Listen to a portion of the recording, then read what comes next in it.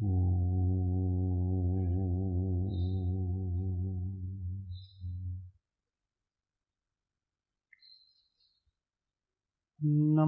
श्रीवर्धमानाय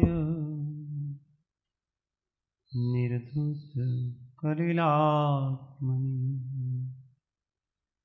सालोकानां त्रिलोकानां यद्विद्यादर्पणान्ति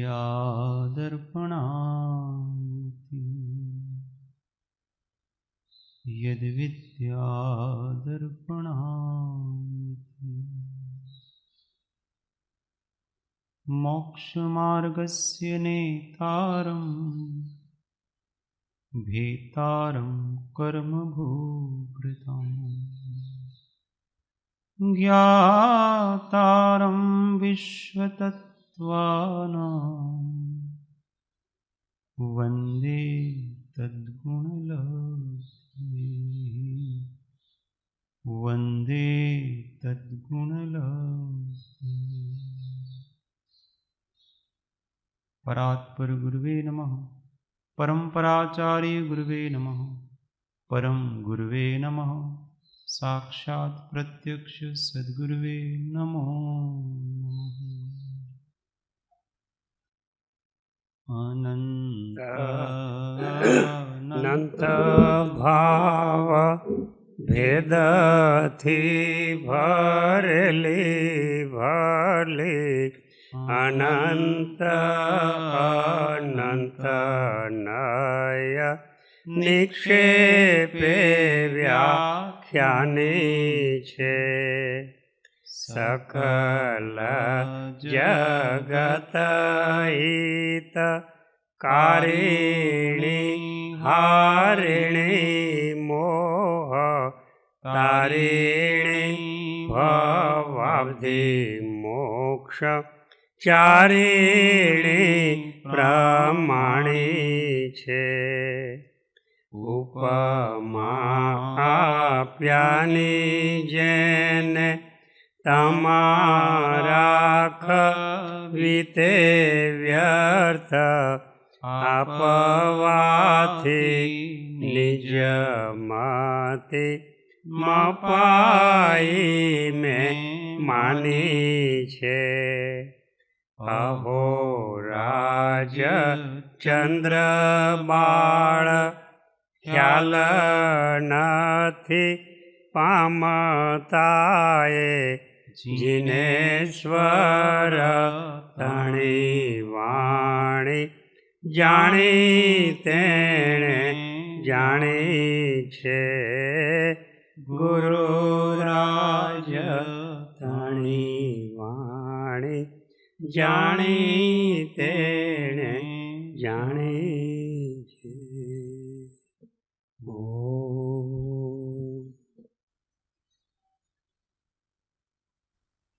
तत्व विचार में श्री तत्वार्थ प्रबोधिनी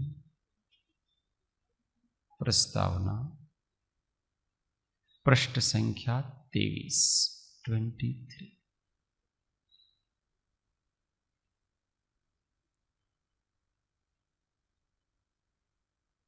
मिथ्या दर्शनादि कारणों को पाकर मोह राग द्वेष आदि विकारमय होकर ज्ञानावरण आदि कर्म मूलों का संचय करके उनके विपाक स्वरूप नरकादि चतुर्गतियों की 84 लाख योनियों में जन्म लेकर द्रव्य क्षेत्र काल भाव और भवरूप पंच परावर्तनों को जो करते हैं वे संसारी जीव कहे गए हैं। जीव तत्व का विवेचन चल रहा है। तो सिद्धों की बात करी कल, आज संसारी जीव किसको कहते हैं? जैसे एक ही सुवर्ण पिंड हार कुंडल कंकण बाजूबंद कमरबंद चूड़ी पायल इत्यादि अनेक रूपों में परिवर्तित होता रहता है, उसी तरह कर्म संस्कारों के शेष रहने के कारण एक ही जीव नर नारक आदि अनेक रूपों को धारण करके परिभ्रमण करता रहता है, इसी का नाम संसार है। तो जीव संसारी है, इसको कहते हैं। तो सबसे पहले तो संसार का कारण बताते हैं।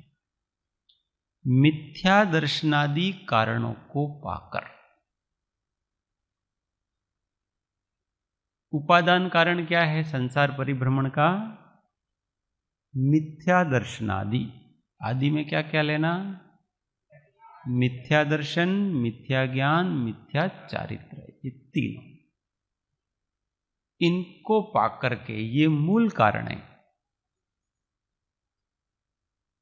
क्या करता है जीव? अब साक्षात कारण क्या है वो बताते हैं। मोह राग द्वेष आदि विकारमय होकर, मिथ्या दर्शन आदि से क्या पैदा होता है? मोह राग द्वेष आदि। मिथ्या दर्शन और मिथ्या ज्ञान से मोह पैदा होता है, और मिथ्या चारित्र से राग द्वेष पैदा होते हैं। और उस कारण से जीव विकारमय होकर फिर क्या करता है? ज्ञानावरणादि कर्म मलों का संचय करके। राग और द्वेष से क्या होगा? कर्मों का संचय होगा। कौन से कर्मों का संचय होगा? ज्ञानावरणादि। वो क्या करते हैं? तो अपने स्वभाव को ढक देते हैं, आवृत कर देते हैं। इसलिए उनको मल कहा। मल का क्या काम है? सौंदर्य को, वस्तु को ढक देना, कहते हैं मल। कचरो भाई तुम्हारे ऊपर यहाँ कचरो लाए, इसका मतलब क्या? हम जैसे हैं वैसे नहीं दिखेंगे, ऊपर का आवरण दिखेगा, मलिन है। तो ये अभी ये शरीर है वो अपने ऊपर आवरण है, कर्म है वो अपने ऊपर आवरण है। तो हम जैसे हैं वैसे अपने आप को अनुभव करते नहीं हैं, देखते नहीं।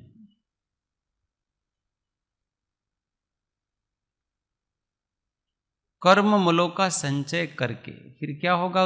उनके फल, उनके विपाक स्वरूप। विपाक किसको कहते हैं? फल को। तो विपाक स्वरूप नरकादि चतुर्गतियों की, नरक आदि 4 गतियों की 84 लाख योनियों में जन्म लेते हैं। जीवों की योनियां कितनी है? गतियां 4 हैं और योनियां कितनी है? 84 लाख योनियां हैं। गणित बता सकता है कोई? 84 लाख। महेंद्र भाई बताइए। 84 लाख की गिनती। ध्यान से सुनना। 7 लाख पृथ्वी का है, 7 लाख अप का है, 7 लाख वायु का है, 7 लाख देव का है, 7 लाख प्रत्येक वनस्पति का है, 14 लाख साधारण वनस्पति का है। फरीथी भूल થઈ। 7 लाख पृथ्वी का है, 7 लाख अप का है, 7 लाख वायु का है, 7 लाख देव का है, 10 लाख प्रत्येक वनस्पति का है, 14 लाख साधारण वनस्पति का है, 2 लाख 2 इंद्रिय, 2 लाख 3 इंद्रिय, 2 लाख 4 इंद्रिय, 4 लाख देवता, 4 लाख नारकी, 4 लाख तिर्यंत पंचेंद्रिय, 14 लाख मनुष्य। ये सभी 84 लाख जीव योनियां कहलाती।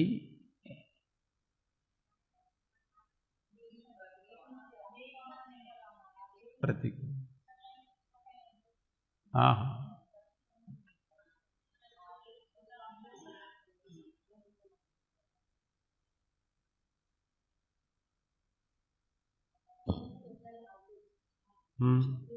84 माथी 52 लाख स्थावर है, 7 लाख पृथ्वी का, आपका वाव का। बोलो सबसे अधिक तो अपन किस में रहते हैं? एक इंद्रियों में रहते हैं। जहाँ की सबसे अधिक आयु अपन उसी में निकाल देते हैं।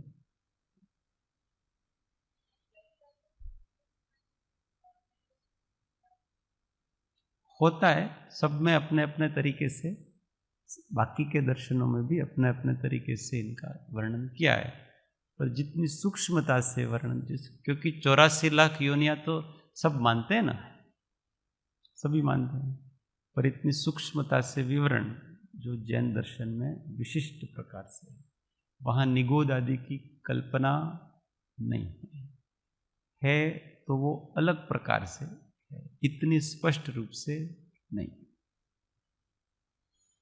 अथवा अपने ज्ञान में नहीं, अपने पढ़ने में।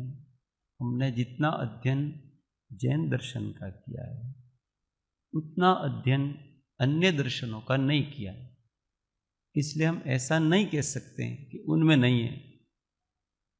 अगर हम अध्ययन करते पूरा तो हम कह सकते हैं, और जैन दर्शन का भी हमने पूरा अध्ययन नहीं किया है, इसलिए ये भी नहीं कर सकते कि इससे आगे भी नहीं है, ये भी नहीं कह सकते, पर हमारे ज्ञान में जितना है उतना ही है, और इससे ये लगता। इसलिए बाहर की जानकारियों के अनुसार सत्य और असत्य का निर्णय नहीं करना चाहिए। ज्ञान कम ज्यादा, शास्त्र कम ज्यादा, ये सब हो सकते हैं, मूल वस्तु क्या है उसमें कोई गड़बड़ होनी चाहिए।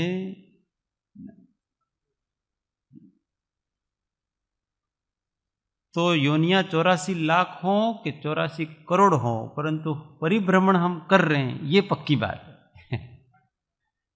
इसमें किसी प्रकार का कोई संशय, इसकी गिनती कुछ भी हो, और क्यों कर रहे हैं? राग द्वेष से कर रहे हैं। राग द्वेष द्वयी दीर्घम नेत्राकर्षण कर्मणा अज्ञानात् सुचिरम जीव संसाराब्दो भ्रमति। राग और द्वेष रूपी दो मथनियों से ये जीव कर्म को आकर्षित करता है। कैसे? अज्ञान से, और संसार रूपी अवधि अर्थात समुद्र में वो परिभ्रमण करता। इसलिए राग द्वेष को टारगेट किया जाए।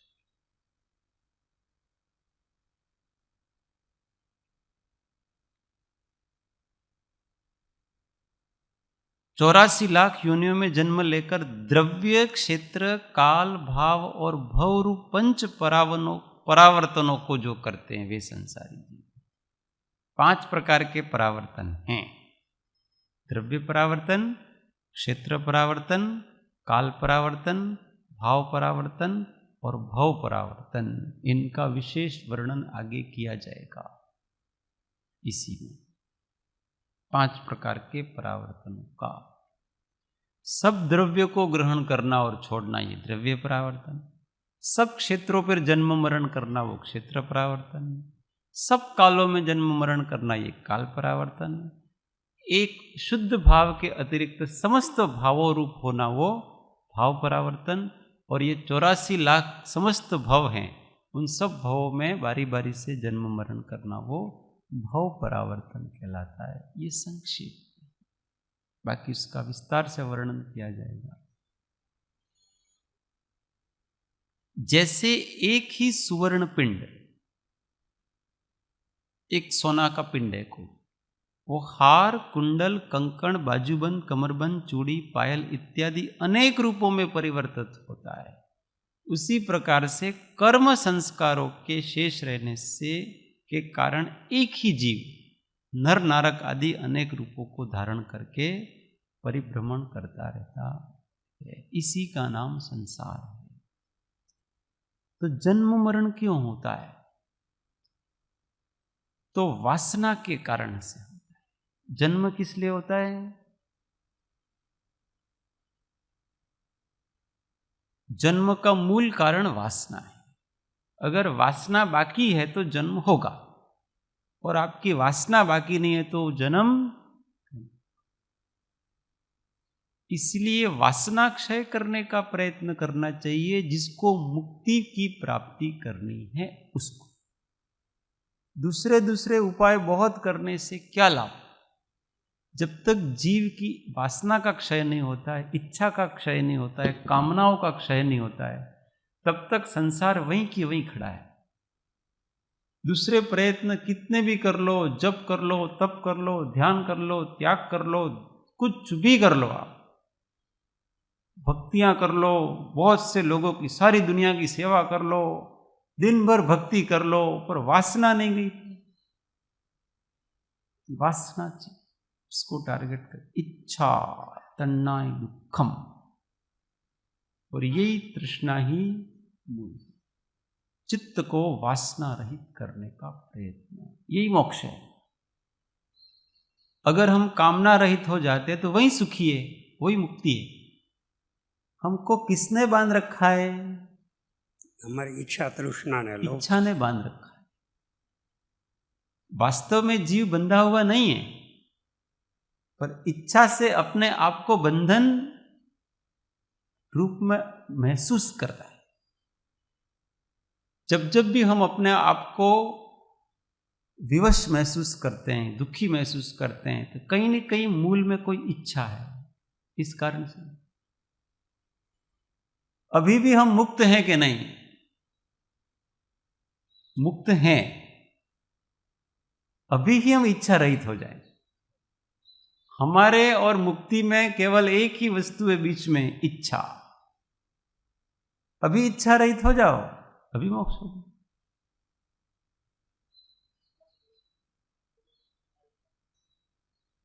हाँ, कृपालुदेव को कोई आए थे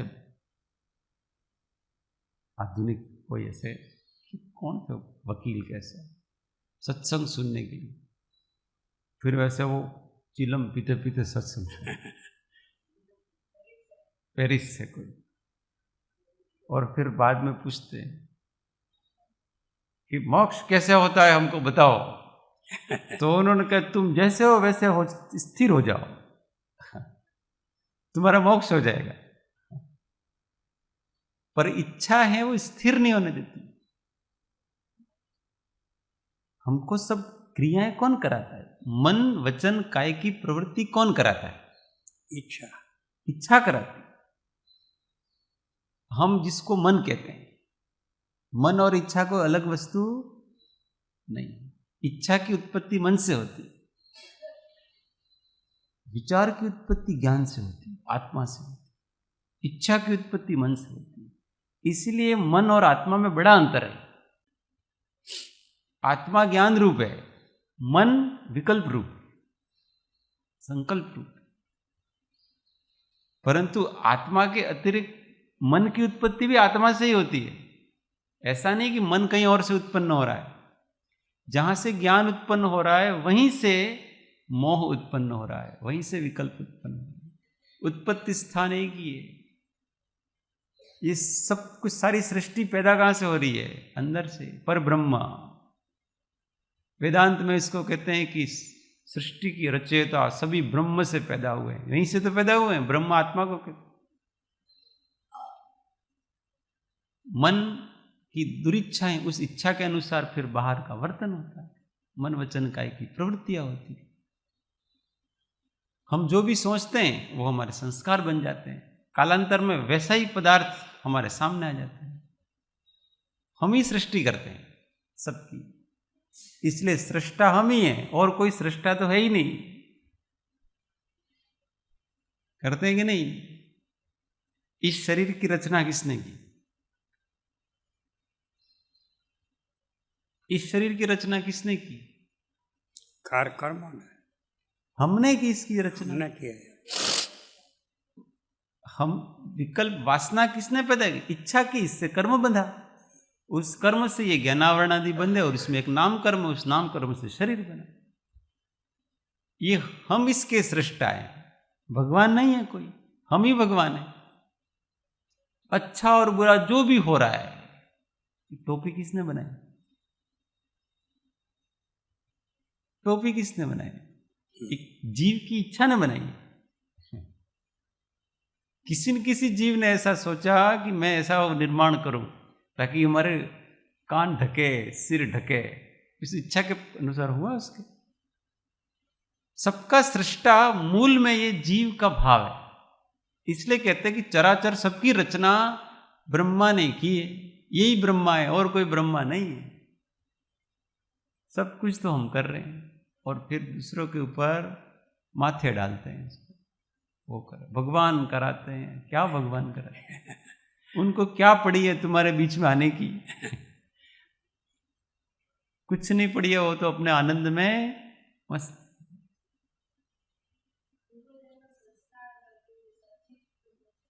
इसलिए अज्ञानी जीव सृष्टा है, ज्ञानी जीव दृष्टा है। अज्ञानी और ज्ञानी में इतना ही अंतर समझो। अज्ञानी जीव सृष्टा है, ज्ञानी जीव दृष्टा है। बस जब तक सृष्टा बने रहेंगे तब तक इस सृष्टि में परिभ्रमण करते रहेंगे, नई नई इच्छाएं पैदा करेंगे, इच्छाओं से पदार्थ बनेंगे, पदार्थों में उलझे रहेंगे। सारी माया, वेदांत में आता है ना, भगवान ने योग माया को पैदा किया। वो काल्पनिक वो चीजें अब निरूपण करते तो हमको बड़ी अच्छी लगती है। ये योग माया क्या है? ये जीव का जो विकारी उपादान है वही तो योग माया है, और कौन सी?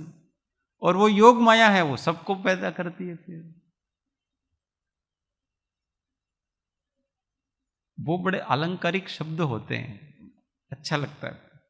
लोग भ्रम में पड़ जाते हैं कि ये कोई नए अलग पदार्थ है, कोई योग माया कोई अलग वस्तु है, कोई ब्रह्मा अलग वस्तु है, कोई विष्णु अलग वस्तु है, कोई शिव अलग वस्तु। ये कोई अलग वस्तुएं नहीं है, इस आत्मा के भिन्न भिन्न अवस्थाएं हैं, चेतना की अवस्थाएं हैं अलग अलग प्रकार की। एक ही वस्तु है आत्मा, इससे सारे पैदा होती है। हमारे सृष्टा हम ही हैं, आपके सृष्टा आप, आपकी सृष्टा आप, सब अपनी अपनी सृष्टियां बना करके बैठे हुए हैं। उस अपनी अपनी सृष्टियों को ही नष्ट करना है। मेरे अंदर एक मेरी दुनिया चल रही और मैं वहीं परिभ्रमण कर रहा हूं, मैं अपने ही भावों में परिभ्रमण कर रहा हूं, और कोई परिभ्रमण नहीं है। और उसके कारण से पौद्गलिक वस्तुओं का संग्रह होता है और फिर उन पुद्गलों का संयोग होता है। आत्मा वहां इधर से उधर भटकता है, इधर से उधर जाता है, इधर से उधर जाता है। अगर हमारा चित्त बहुत कलुषित है और बहुत पाप कर्म उपार्जित किए हैं, अब उसका विपाक, उसका फल भोगने के लिए आपको ऐसे जगह चाहिए जहां बहुत ही दुख हो, बहुत ही कष्ट हो, तो ये आत्मा अपने आप उस जगह खींचा जाएगा। इसी को नरक कहते हैं। कोई ले जाने वाला नहीं है, अपने आप खींचा जाता है। कौन ले जाए? अपने आप वहां जन्म होता है इसका, ऑटोमेटिक आत्मा जाता है सब कुछ। क्योंकि इस आत्मा का स्वभाव गमन करना भी है, एक ही जगह स्थिर रहना यह भी इसका स्वभाव नहीं। मूल स्वभाव तो ऊर्ध्वगमन है, पर संसारी अवस्था में ये आड़ा टेढ़ा जहां कर्म ले जाते हैं, जहां वासना ले जाती है, वहां जाता है, खींचा चला जाता है।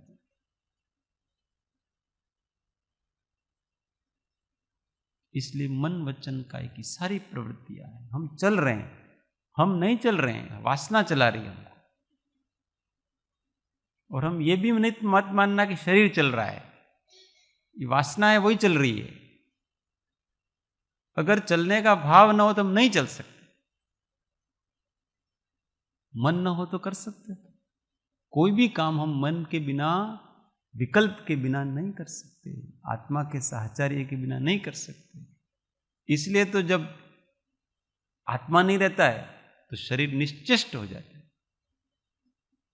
इसका मतलब ये सब शरीर के गमनागमन का काम कौन करता है? आत्मा नहीं हो अगर और इच्छा ना हो तो मैं नहीं बोल सकता।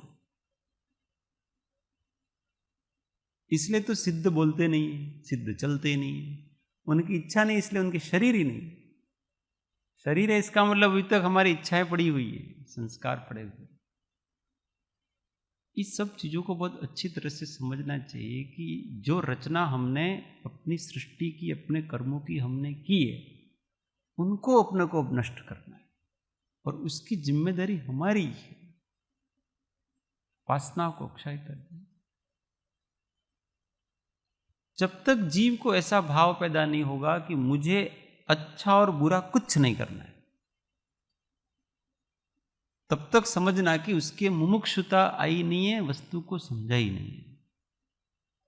ना मुझे कुछ अच्छा करना है, ना मुझे कुछ बुरा करना। हाँ, अपने से अच्छा बुरा होता ये अलग बात है, पर करना नहीं है कुछ भी, क्योंकि कुछ भी करने की इच्छा वापस जन्म दिलवाई। अगर आपको बुरा करने की इच्छा है तो आपको दुर्गतियों में जन्म लोगे, ऑटोमेटिक वहां करो बहुत लड़ाई झगड़े, किसी को बहुत लड़ाई झगड़े करना है, एक दूसरे को मारना काटना है, तो नरकों की पृथ्वी में बड़ी सुविधा है, अच्छी सुविधा है वहां जाके करो। और किसी को बहुत अच्छे परोपकार के काम करने हैं, किसी को सुखी करना है, साता में रखना है, स्वर्ग में बहुत अच्छा है, एक दूसरे को सुखी सुख देते हो। वहां के लोग इतने परोपकारी हैं कि किसी को दुखी नहीं करते, एक दूसरे को हेल्प करते, कभी कोई एक दूसरे की बात नहीं टालता है। वो देव ऐसा कहें देवी को कि हमको यहां चलना है तो वहां चलना है, ये करना है तो वो करना है। अपने देव को जो कहें वो देव भी करेगा उसके हिसाब से, और देवी भी उसके हिसाब से करेगी। वो कि तुम ऐसा रूप लो तो वो ऐसा रूप लेगी, वो कि तुम ऐसा करो तो वो ऐसा करेगी। जो कहो वो करे, जो चाहो वो बनाए, सब कि आपकी इच्छा के अनुसार होगा। सब एक दूसरे की इच्छा का बड़ा ध्यान रखते हैं। इसी का नाम तो सुखी करना है। सुखी किसको, परोपकार किसको कहते हैं? दूसरे को जो अच्छा लगे वैसा करना, इसी का नाम तो सुख है, परोपकार है। वहां बहुत होता है, हम तो यहाँ क्या कर सकते हैं? कुछ नहीं कर सकते, हमारी तो शक्ति भी नहीं है। हम तो सब लोगों को सुखी करना चाहते हैं पर नहीं कर सकते। देव तो सबको जो चाहे वो कर सकते। वासना उनकी अच्छा करने की, यहाँ परोपकार के काम किए थे अच्छे अच्छे, और वो संस्कार बंधे हैं, और वहां वो कर रहे हैं सब चीज। एक दूसरे को बड़ी प्रसन्नता से सब एक दूसरे को सहायता कर रहे हैं भोग विलास में। अपन इच्छा तो इच्छा अपना स्वभाव कर इच्छा करते हैं, पर इच्छा पूरी होनी या न होनी वो तो कर्माधीन है। वो तो कर्माधीन है। अगर हमारा पुण्य का उदय है तो इच्छा पूरी हो जाएगी, पाप का उदय है तो पूरी। हाँ, तो उस पर आधार है ना इच्छा पूर्ति होती। इसलिए इच्छा ही पाप है। इच्छा से ही तो आकुलता पैदा होती है। इच्छा करी और हम बंधे। संकल्प ही बंधन का कारण है। हमने कुछ भी सोचा और समझ लो कि हम बंध गए, कि जैसे हमने सोचा कि मेरे को ये करना है, और वैसे ही विकल्पों की परंपरा चालू। अब कुछ सोचो ही मत, भगवान तो ऐसा ही कहते हैं, कुछ विकल्प ही मत करो, निर्विकल्प होकर के रहो, यही परम सुख है। हम रह नहीं सकते, कुछ न कुछ इच्छा करते हैं तो ये सब शरीर गमनागमन सब कष्ट पाते हैं अपन इच्छा की, इसलिए इधर से उधर। अच्छी अथवा बुरी कुछ भी इच्छा करो, उसका परिणाम निश्चित मिलेगा, और उसका परिणाम जन्म है और संसार का परिभ्रमण है। और परिभ्रमण तो अच्छा होता, अच्छा थोड़ी होता है। हमने अच्छा बुरा मान रखा है। परिभ्रमण अच्छा और बुरा होता वो तो परिभ्रमण ही है, वो दुखदायी है। हम दुख ही, कोई दुख अच्छा मानते हैं, कोई दुख बुरा मानते हैं, पर वो दोनों दुख है। अच्छा दुख, बेटा जन्म होता है तो हम अच्छा मानते हैं, तो क्या वो दुखदायी नहीं है? जन्म, मां जन्म देती है तो देखना कितना दुखदायी है, पर उसको अच्छा मानते हैं। बेटा का मरण होता है तो हम दुखदायी मानते। ये हमने व्याख्याएं बना रखी है, बाकी दोनों दुखदायी है। दोनों विकल्प पैदा करने वाले ही। थोड़ा ऊपर उठ के देखें तो संसार का यथार्थ स्वरूप पता पड़े और सच्चा वैराग आए। जब तक सच्चा वैराग नहीं आएगा ना, तब तक वो वासना बनी रहे। देवलोक में परोपकार है तो दूसरी तरफ ईर्ष्या वो भी है ना, बहुत कम। ईर्ष्या वगैरह ऐसी नहीं है जैसे हमारे होती है। कोई भी देव, ईर्ष्या का मतलब उनके अंदर ऐसा खेद भाव रहता है कि कोई देव है, उसकी विभूति ज्यादा है, तो वो उसका उनकी ईर्ष्या में द्वेष नहीं होता है। उनकी ईर्ष्या में कभी उनका बुरा करने के भाव नहीं आते हैं।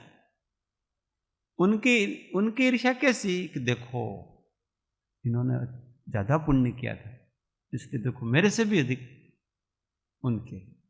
वो इस प्रकार की एक मीठी ईर्ष्या है, वहां द्वेष मूलक कुछ नहीं है, एक दूसरे का नुकसान नहीं करेंगे वो कुछ भी, क्योंकि इसलिए उनकी लेशा हमेशा शुभ रहती है।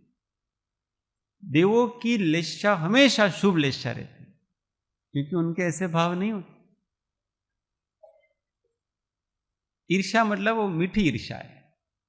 जैसे ऐसा होता है ना, दो बहनें हैं, एक बहुत सुंदर है और एक थोड़ी कम है, तो उसको होती है कि देखा ये भी हम दोनों बहनें, पर देखो मेरे से सुन, एक मीठी ईर्ष्या है। तो उसमें अहित करने का भाव नहीं होते, द्वेष मूलक इच्छा होती है, उसमें जीव को अहित करने के भाव, अंदर से व्याकुलता रहती है। देवों को ऐसा कुछ नहीं, वो तो उसके कारण से ऐसा तत्व विचार करते हैं कि देखो इन्होंने पुण्य ज्यादा किया है तो इसलिए उनको ऐसी विभूति है, अब मैं भी अगर ऐसा करूंगा, अगर मैं जलता रहूंगा तो मेरा पाप बनेगा, इसलिए अगर मैं भी मनुष्य जीवन धारण करके फिर धर्म करूंगा, और इस प्रकार से भाव उनके विचार है ना सही दिशा में चलते। पर सांसारिक जो ईर्ष्यालु होते हैं यहाँ के, उनके दिमाग अलग प्रकार से, द्वेष होता है, कलुषता होती है। कलुषता नहीं, कलुषता हो तो उनकी लेशा बिगड़ जाए, पर उनके तो आयु पर्यंत लेशा शुभ ही रहती है, बिगड़ती नहीं, आयु पर्यंत। और अंत में अगर किसी देव को दुर्गति में जाना है, तिर्यंच आदि में जाना है, तो अंतिम अंतर्मूर्त वगैरह में उसकी लेशा बिगड़ती, बाकी आयु पर्यंत उनकी कोई।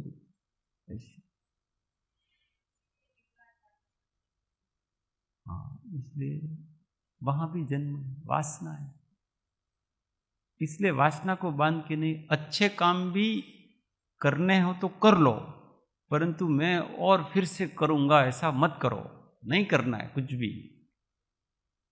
क्यों इस संसार में मृत्यु लोक में आकर के बार बार ऐसा करने का, नहीं करना। कुछ लोग अज्ञान में ऐसा बांध लेते हैं तीर्थंकर भी तो बांधते हैं ऐसा, तीर्थंकर ने बांधा है। जब सम्यक दर्शन होता है और फिर उनको बड़ा अत्यंत सुख होता है, तो कोई कोई जीव ऐसा बांध लेते हैं कि मेरे को जो आनंद प्राप्त हो रहा है, जगत के सब जीवों को वो आनंद प्राप्त हो, मैं सब जीवों का कल्याण करूं, ऐसी भावना आ जाती है, तो वो ऐसा कर्म बांध लेता है, और उसके कारण से उनके जन्म बढ़ते, उनसे फिर उनके हाथ से परोपकार भी होते, पर जन्म भी बढ़ता है, मोक्ष होने में उनको देरी हो जाती।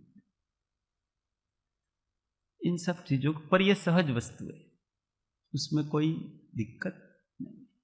भावना ऐसी करना जगत के सब जीवों का कल्याण हो, कभी ऐसा नहीं करना का कल्याण हो। इसका मतलब ये किसी का भी कल्याण नहीं हो, ऐसी भावना नहीं करने। जगत के सब जीवों का कल्याण हो, पर ऐसा आग्रह नहीं रखना कि वो मेरे ही निमित्त से हो। ऐसा कहीं को आग्रह, सबका कल्याण होना चाहिए और मेरे निमित्त से किसी को कष्ट नहीं होना चाहिए। और अगर मेरे निमित्त से किसी का होना हो तो अच्छा हो, बुरा नहीं होना चाहिए, पर मेरे ही निमित्त से सबका कल्याण हो, ऐसी भावना में फंस जाओगे, क्योंकि फिर आपको निमित्त बनना पड़ेगा, और उसके लिए आपको तथारूप इतना तप करना पड़ेगा, इतना पुण्य बांधना पड़ेगा, इतना पुण्य बांधना पड़ेगा कि आप जगत के समस्त जीवों के कल्याण के कारण बने। और उसमें फिर आपको बड़ी मेहनत करनी पड़ेगी। बुद्धिमान लोग होते हैं और उसमें एक अहंकार भी होता है कि मैं सबका कल्याण करूं, तो इसमें एक अहम है कि आपको इसका मतलब कुछ न कुछ अंदर चाहिए, यश वगैरह, कोई कल्याण हो ना, इसमें क्या दिक्कत है? वो मेरे निमित्त से हो, मेरा नाम हो कि दूसरे का नाम हो, इससे क्या फर्क पड़ता है? ऐसे निस्वार्थ भाव होता है।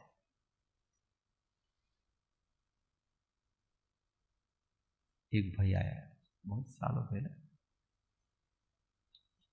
कि मेरे को शक्ति चाहिए, इसके लिए मेरे को कुंडलिनी जागृत करनी।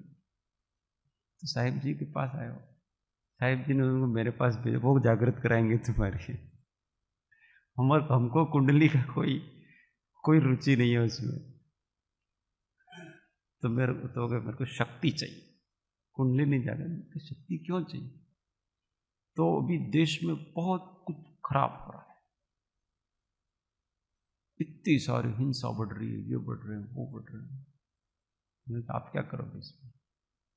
तो मेरे अंदर इतनी शक्ति आ जाएगी तो लाखों करोड़ों लोग मेरे पीछे चलेंगे, मैं ऐसे बड़ा संगठन बनाऊंगा और फिर इस देश का मैं कल्याण करूंगा। तो इसके लिए तो शक्ति चाहिए। मैंने कहा इतनी शक्ति जागृत करने के लिए तुमको बहुत वर्षों लग जाएंगे, हो सकता है इस जन्म में न भी हो। मैं आपको एक सुंदर सा एक मार्ग बता, बहुत सरल है, कुछ नहीं करना पड़ेगा। बिना कुंडलिनी जागृत के भी आप के पीछे लाखों करोड़ों हो जाएंगे ऑटोमेटिक। तो ऐसा कोई, हाँ, आपको कुछ नहीं करना पड़ेगा। फिर मैंने कहा कि इस देश में बहुत से ऐसे संगठन चल रहे हैं, बहुत बड़े बड़े संगठन, आप उनमें से किसी एक के साथ जुड़ जाओ और आपकी जितनी शक्ति है उनके साथ लगा दो, उनकी शक्ति आपकी शक्ति एक हो जाएगी, आप सबके साथ हो गए। आपको कल्याण ही करना है ना सबका, देश का, सबसे सरल उपाय। तो नहीं, मैं किसी को नहीं, मैं तो मेरा ही एक बनाना चाहता हूं। मैंने कहा ये तुम अभिमान के चक्कर में आ चुके हो, अहंकार के वश में आ गए हो। तुमको कल्याण नहीं करना है, तुमको दिखाना है, अपनी शक्ति प्रदर्शन करना है और कुछ नहीं करना है। इस वासना को निकालो। तो जीवों की वासनाएं अलग अलग प्रकार से होती, तुमको कल्याण ही करना है तो सबके साथ मिलकर करो। अहंकार आता है वहां ना, वहां तो श्रेय सबको मिलेगा, मुझे तो मिलेगा नहीं। उसको श्रेय चाहिए, कल्याण नहीं चाहिए। क्या चाहिए? श्रेय लेना है। मैं अकेला करूंगा, मेरे अकेले से। सबके साथ करेंगे तो सबका नाम होगा, अपना तो कोई नाम ही नहीं आएगा। कोई व्यक्ति को नाम चाहिए, काम नहीं करना है उसको। नाम आता है तो काम करेंगे, नाम नहीं आता है तो काम नहीं करेंगे। उस चक्कर में लोग अपने इतने अलग अलग प्रकार के क्या करते, मंत्र ने, तंत्र ने, क्या सब अहंकार का विस्तार करते हैं। उनको किसी का कल्याण नहीं करना है, अपना नाम करना है, अपने अहम का पोषण करना है बस। वास्तविक ही कल्याण करना है तो सीधे साधे हो, आपसे बहुत कल्याण हो। कल्याण, दूसरों के कल्याण करने का मार्ग ये नहीं है, मार्ग अलग प्रकार का, वो भी आत्मा से ही होकर के गुजरता है। आप जितने जितने आप शुद्ध होते जाओगे उतना उतना आपके निमित्त से होता जाएगा, और प्रकृति ने जितना तय कर रखा है उतना ही होगा, उससे अधिक नहीं होगा। किसका किसके निमित्त से क्या होने वाला है वो सब प्रकृति ने पहले से ही तय करके रखा है। हम क्या करेंगे उसमें? जिसके निमित्त से जो होना है अच्छा अथवा बुरा, वो सब उसी के निमित्त से होगा, दूसरे के निमित्त से नहीं हो सकता है। इसलिए हमारा तो कोई कर्तृत्व बचता ही नहीं है। हमारा तो एक ही कर्तव्य बचता है बस, कि हम जो वास्तविक रूप में हैं उस रूप में ही शुद्ध रूप में बने रहें, इसका पुरुषार्थ करें, और कोई पुरुषार्थ नहीं कर सकते। जो वास्तविक परमार्थ वस्तु तत्व है उसको विचार करने के बाद व्यक्ति एक ही निर्णय पे पहुंचता है कि हमको अपने स्वरूपस्थ होकर के रहना है, और कुछ कर्तव्य बचेगा ही नहीं अगर सही ढंग से व्यक्ति विचार करेगा कि यहां सब कुछ तो हो रहा है, और जैसे जब जिस प्रकार से जिस निमित्त से होना है उसी प्रकार से हो रहा है, और उसमें हम कुछ नहीं कर सकते। हमारे हाथ में केवल इतना ही है कि हम अपने स्वभाव में होकर के, शांत होकर के, निराकुल होकर के, समत्व भाव में होकर के जिए, और सब ऑटोमेटिक होता रहे। हमारा पुरुषार्थ वो है, हमारा कर्तव्य वो है। उसी में सब कुछ छुपा हुआ, उसके गर्भ में सारी चीजें छुपी। पर इसको कुछ करना है और करेंगे है तो संसार में फिर आना है। इसलिए वासना को नष्ट कर दिया आत्म भावना से। जो जो पूर्व में हमने वासनाएं की है, वर्तमान में हमारी ऐसी भावना करें कि मैं वासना रहित हो जाऊं। उस वासना से, वासना रहित होने की वासना से पूर्व की वासनाएं कट जाएंगी। वर्तमान की भावना से पूर्व की जो जो भी भावनाएं हमने अज्ञान में की वो सब कट जाएगी। इसी का नाम तप है। तपस्या में क्या किया जाता है? तपस्या में अपने अंदर जो कर्म पड़े हैं उनको जलाया जाता है, जल जाते हैं वो कर्म। तो हमने अज्ञान में बहुत सारे ऐसे सोच विचार विकल्प कर रखे पहले से, मैं ये करूंगा ना, वो करूंगा ना, ऐसा करूंगा ना, ऐसा करूंगा, ये हो जाएगा ना, वो होगा ना। अब ये सब अज्ञान में हमने कर रखे हैं पहले, तो वो सत्ता में पड़े हुए हैं सारे के सारे। अब उसको नष्ट करो।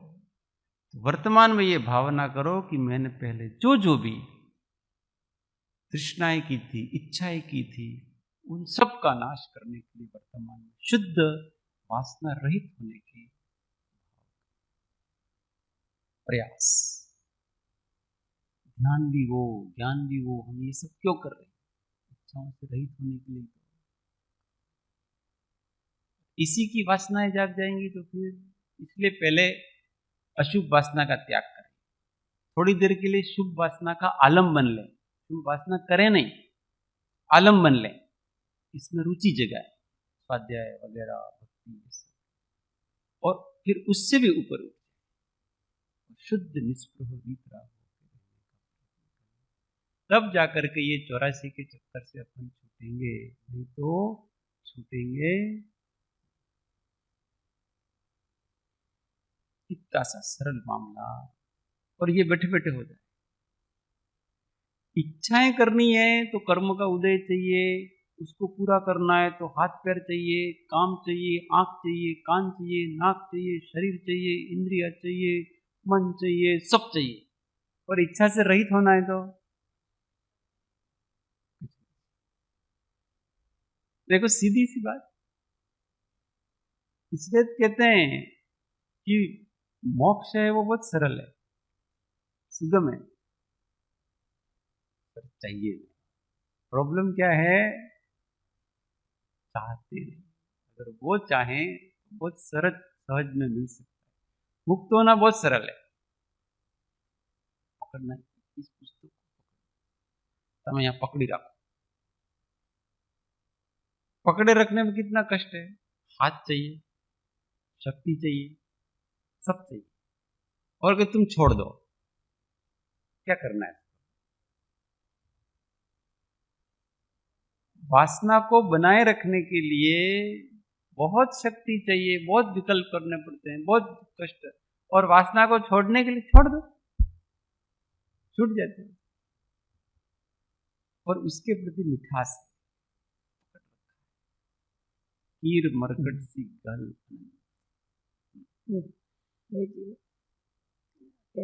मंदिर का दृष्टांत है। हाँ वही तो, कीर मरकट सी गहल अनंत मरकट। क्यों? उसने चने लेने के लिए हाथ डाल दिए मटके में, और फिर मुट्ठी बांधी, अब वो निकलता नहीं है क्योंकि उसका मुंह तो सकड़ा है। तो वो कहता है कि मेरे को इस घड़े ने पकड़ रखा है। घड़े ने पकड़ नहीं रखा है, चने की वासना ने मुट्ठी बांध रखी, उसने पकड़, चने की वासना ने पकड़ रखा है उसको। वास्तव में मुट्ठियों ने भी नहीं पकड़ रखा है उसको, घड़े ने भी नहीं पकड़ रखा है उसको, किसी ने नहीं पकड़ रखा है, उस वासना ने पकड़ रखा है। जैसे ही चने की वासना का त्याग हो जाएगा, मुट्ठियां खुल जाएगी और हाथ बांध। इसलिए हमको शरीर ने नहीं बांध रखा है, कर्मों ने नहीं बांध रखा है, वासना ने बांध रखा है। जैसे ही वासना छूट जाएगी, सब, ये शरीर तो बेचारा कुछ नहीं कर रहा है, कर्म बेचारे कुछ नहीं कर रहे, जो कर रही है वो अभ्यंतर वासना। ऐसे विचार करते रहेंगे तो विचार करते करते ही मुक्त हो जाते।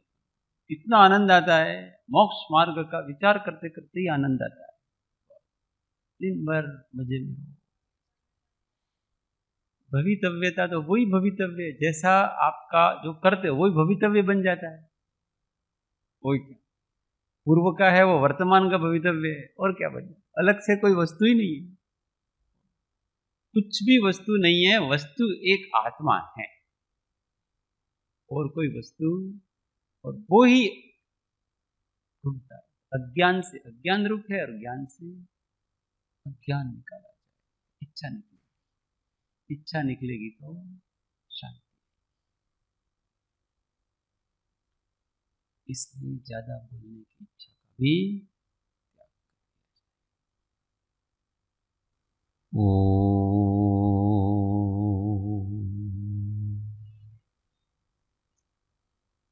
जावाणी के ज्ञान से सूझे लो कालो, सोवाणी मस्तक नमो सदा दे धूलो। हे जिनवाणी भारती तो हे जपो दिन ऋण, जो तेरा शरणा रहे सो पावे सुख चैन। देव भजो अरिहंत को, गुरु सेवो निर्गुण, दया धर्म पालो सदा यही मोक्ष पापन। नौ नमस्कार महामंत्र आत्म अनुसंधान।